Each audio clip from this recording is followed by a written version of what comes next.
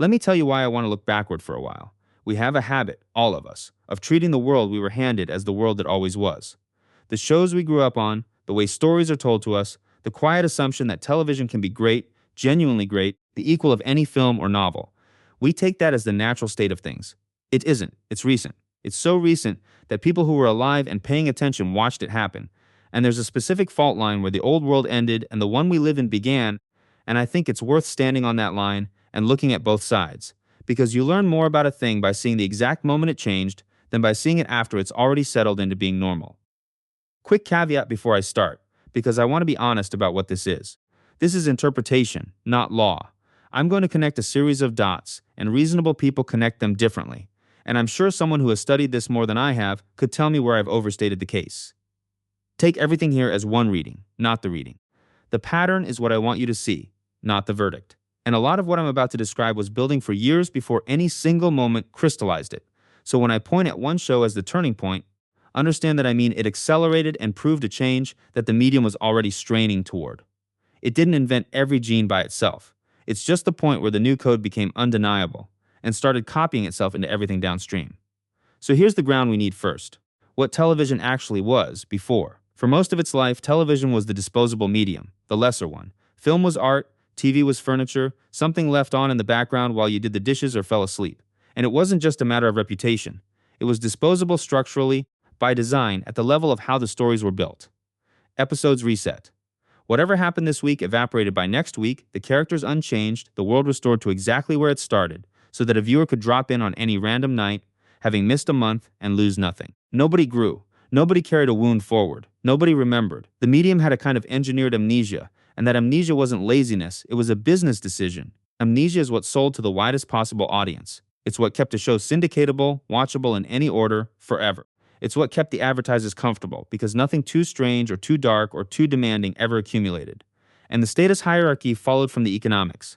Actors of real prestige did film and did television only if the film work dried up. Directors of ambition didn't touch it. The talent flowed one direction, downhill, from the respected medium to the disposable one, and everyone in the industry understood the ranking without having to say it out loud. Television was where you went when you couldn't get, or could no longer get.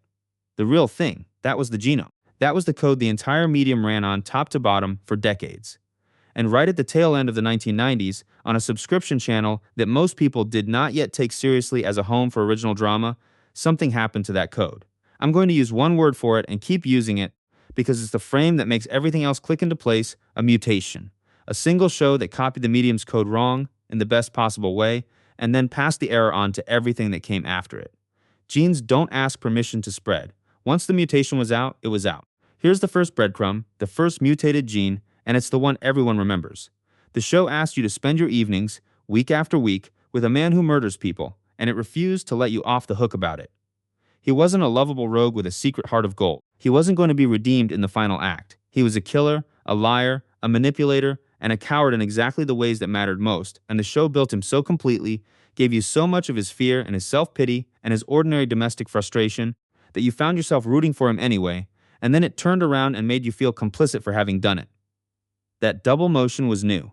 Television had almost never trusted its audience to sit inside that discomfort without a clearly good hero standing nearby to reassure them. This show removed the reassurance. It handed you an anti-hero and declined to apologize, and in doing so, it discovered something the entire industry had underestimated. The audience could hold far more moral weight than anyone had ever given them credit for. They didn't need to be told who to like. They could be trusted to feel two things at once. Now let me pull on a thread inside that first gene, because the mechanism matters as much as the fact. How do you make a monster's interior life legible without softening him into a hero? The show found an answer so elegant it almost hides in plain sight, it put him in therapy. Week after week, this violent man sat in a chair across from someone whose job was to ask him what he was feeling and why, and that room became the engine of the whole thing. It gave the show a natural, unforced way to crack a character open, to let you inside his contradictions without narration or cheating, and it did it while making the therapy itself a subject, the slow, frustrating, often futile business of a person trying and failing to understand himself. That single formal choice, a mobster on a couch, is one of the most quietly influential structural inventions in the medium's history, because it modeled how a serialized drama could carry genuine psychological interiority, the kind of inner life we associate with novels, inside a format that had previously specialized in the surface. And riding along with all of it came the death of the reset button. What happened, stayed happened. A choice in the first season detonated 3 seasons later. Grief lingered. Betrayals metastasized. The show wasn't a string of interchangeable episodes. It was a novel that happened to be filmed, with the memory and the accumulating weight the old medium had deliberately thrown overboard. Sit with that one, because it's load-bearing for everything after. The amnesia was gone. Television started to remember, and once it could remember, it could do everything a longer form can do. It could plant something and pay it off years later. It could let consequences compound. It could show you a person slowly becoming who they were always going to be. Still not done. The second mutated gene had nothing to do with the story on screen, and it might be the more consequential of the two. This show proved something the business flatly did not believe, that people would pay, directly, out of their own pockets, month after month, for television good enough to be worth paying for. It lived on a subscription channel, which meant it was liberated from the two forces that had shaped television's entire personality. It didn't have to please advertisers, so it could be as dark and as slow and as morally filthy as the story required. And it didn't have to chase the widest possible audience, because its business model didn't run on how many eyeballs a given night pulled in. It ran on whether enough people considered it indispensable enough to keep the subscription active specifically for it. That inverts the entire logic of the medium. The old goal was to offend no one and reach everyone.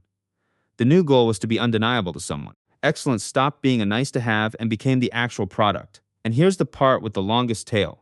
Once one company proved that model worked, every other company had to build its own version or accept being left behind. The whole prestige drama economy, and eventually the streaming economy layered on top of it, is downstream of that single proof of concept. The idea that you pay a monthly fee for a library of ambitious original series is so normal now that it's invisible, and it traces back to the discovery that a show could be good enough to be worth the check on its own. Which carries us to the third breadcrumb, and here I want to be careful, because this migration was already beginning, and I don't want to hand one show all the credit. But it accelerated hard, and it accelerated visibly. The stigma broke. Film writers, film directors, and film actors stopped treating television as the place careers go to die. The craft on screen was cinematic in a way TV mostly hadn't bothered with: the framing, the patience, the willingness to hold on silence, the visual storytelling that assumed you were watching closely rather than half listening from the kitchen. The lead carried the show with the gravity and unpredictability of any movie star, a big, wounded, terrifying, weirdly tender presence who proved that a television lead could be as complex and as physically magnetic as anything on a movie screen, and who in doing so redefined what a leading man on television could even be. After that, the wall between the two mediums, the one that had stood for half a century, quietly came down. Prestige talent started flowing the other way, uphill by the old logic, toward television, because television was suddenly where the interesting, unneutered, novelistic work was being allowed to happen. Now here's the fourth breadcrumb, and this is where you can actually watch the DNA spread, which is why I find it the most persuasive part of the whole case. Trace the descent. The people who learned their craft inside that writer's room went out and built some of the defining shows of the next 2 decades. One of its writers went on to create the great glacial advertising agency character study that became the show many people name in the same breath. Elsewhere, a chemistry teacher's slow transformation into a monster, one of the most acclaimed dramas ever made, is unthinkable without the anti-hero template and the consequences accumulate structure this show established first. The sprawling, novelistic portrait of a decaying American city. The brutal, poetic frontier drama. The gorgeously mounted period gangster epic. A whole run of shows is about compromised, dangerous, magnetic men, the era critics eventually labeled with a shorthand about difficult men. All of it inherits genes you can trace directly back to one origin point. That's not a vibe or a coincidence. That's lineage. When the same handful of formal innovations show up over and over in the most celebrated work of a generation, and you can literally follow the people and the influence back to a common source, you're not looking at a trend. You're looking at descent from a common ancestor. And here's a fifth breadcrumb that's easy to miss, because it happened off-screen, in us, in the audience. The show changed how people related to television itself. It made TV something you talked about seriously, argued about, wrote about at length. It helped turn television criticism from an afterthought, a listings column, into a genuine intellectual pursuit, with people dissecting episodes the way they'd once dissected films and novels. It created appointment viewing in a new key, the shared Monday morning autopsy, the sense that missing it meant missing the conversation. It's a real part of why, in the years that followed, so many people started saying out loud that television, not film, had become the dominant narrative art form of the age. That sentence would have sounded absurd not long before. Afterward, it sounded obvious. The medium didn't just get better work, it got taken seriously, and being taken seriously changed what creators felt permitted to attempt. Let me go on a bit of a tangent now, because I can't talk about this show's influence without talking about how it ended. And the ending taught the medium a lesson of its own. It refused to resolve. In its final moments, it simply stopped, cut off mid-scene, and left you holding these exact questions it spent years setting up and then declined to answer. People were furious. Some of them are still furious. But look at what that did structurally, what permission it granted. It told an entire generation of creators that you are allowed to trust the audience with ambiguity, that you do not owe them a tidy bow, that a story can end on a question mark and be stronger, more haunting, more argued over, more alive than it would have been with every thread neatly tied. Half the divisive, ambiguous, love it or hate it endings you've argued about in the years since owe their nerve to that decision to just stop. And that willingness to withhold is part of a larger gene I should name directly. The show trusted its audience to be bored. It would digress. It would spend a whole hour on a strange dream, dense with symbols that never got explained. It would follow a tangent that went nowhere the plot cared about, because it cared about texture and mood and the shape of a life more than it cared about momentum. That, too, was a kind of permission slip passed down the line, the license to treat the viewer as a patient, intelligent adult rather than a distractible customer who has to be rehooked every 90 seconds. Okay, here's the real turn, the part I actually think about most, and it's where this stops being a clean triumph and gets more complicated, which is exactly why I trust it more. The mutation spread, and then it kept mutating, and mutations don't stop being mutations just because the first one was beautiful. The prestige model this show created became, over the following years, an arms race. Every network and then every streaming service needed its own anti-hero, its own novelistic sprawl, its own undeniable subscription-justifying flagship. Wonderful at first, a genuine golden age. But then more companies piled in, then streaming turned the trickle into a fire hose, then every studio on Earth decided it needed its own subscription service, fed by an endless, bottomless river of prestige content, and the river got too big to drink from. We ended up with more so-called prestige television than any single human being could watch across several lifetimes, so much of it that the very idea of a shared cultural moment, everyone watching the same thing and arguing about the same ending on the same morning, largely died. The show that elevated the medium helped seed the flood that fragmented it. The gene that made television great, copied 10,000 times and pumped out at industrial scale, mutated into the bloat that now makes a lot of television feel exhausting rather than exciting. And there's a crueler wrinkle inside that, a second-order mutation. The anti-hero itself, that startling once-in-a-generation invention, got copied so many times that it hollowed into a cliché. The morally compromised, brooding, dangerous male lead went from a revelation to a template to a joke to a thing people got tired of. And eventually the culture started pushing back on the whole archetype, sometimes fairly. The single most influential creative choice the original made became, through sheer overuse by everyone who came after, one of the more exhausted tropes in the medium. That's what happens to a successful mutation. It succeeds so completely that its success becomes the new dull default, and then something has to mutate against it in turn. That's the part I find genuinely poignant, and I don't say that to be gloomy for the sake of it. This is not a clean victory lap.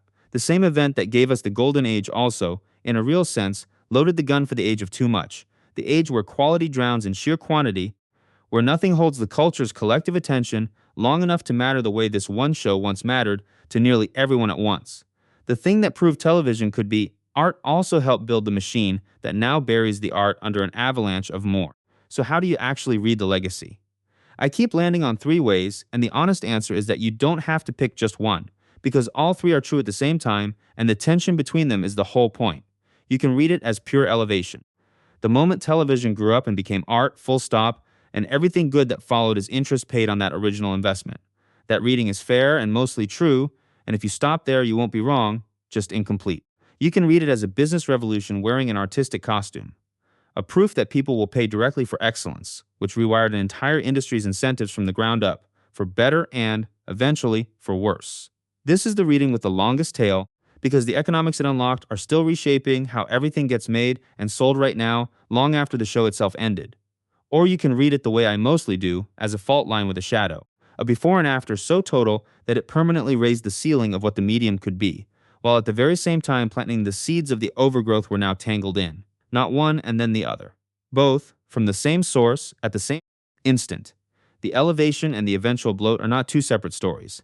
They're the same mutation, playing out over time, doing exactly what a wildly successful mutation does, spreading until it's everywhere, and then spreading past the point of health. Here's where I'll leave it. We inherited a version of television that can be as serious, as demanding, as lasting as any art form we've got, And we take that inheritance almost completely for granted, the way you take for granted anything you never personally had to build. But it was built, at a specific time, by a specific mutation in the medium's code, in a room full of people who did not have to make the choices they made and made them anyway. It did not have to happen. And now that it has, it cannot be undone, not the good part and not the shadow part either. Everything on your screen tonight, the ambition and the bloat both, the trust in your intelligence, and the exhausting endlessness of it all carries those same genes, whether the people making it know the ancestry or not. That's the whole trail. Watch the medium with that ancestry in mind, and you start seeing the fingerprints everywhere, on the best of it and the worst of it alike. Take care of yourselves out there.